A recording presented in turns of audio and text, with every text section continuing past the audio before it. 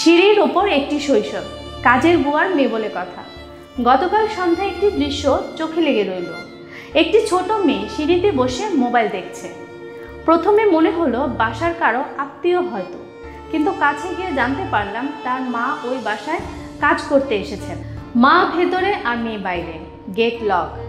ভেতরের ঘরের ঠান্ডা বাতাস, আলো, আরাম সবই নিষিদ্ধ তার জন্য। কারণ সে একজন কাজের বুয়ার মেয়ে, একটি শিশু যার কোনো পরিচিতি গড়ে ওঠেনি এখনো, কেবল তার মায়ের পেশার জন্য এমন বঞ্চনার শিকার হচ্ছে। এটা কি আমরা মেনে নিতে পারি? এই সমাজ কিভাবে এতটা নির্মম হয়, যেখানে একজন গৃহকর্মীর সন্তানকেও মানুষ মনে করা হয় না? একটা ঘরে ঢোকার মতো একটু জায়গা, একটু বসার স্থান, হয়তো এক গ্লাস পানি, এসব কি খুব বেশি কিছু? আমরা কি সত্যিই এতটা অসংবেদনশীল হয়ে গেছি? কেন কাজের বুয়া শব্দটা এতটা নিচু করে ফেলেছে আমাদের দৃষ্টিভঙ্গিকে? এই ঘটনা শুধু একটি পরিবারের নয়, এটি একটি শ্রেণীভিত্তিক সমাজের মুখোশ খুলে দেয়।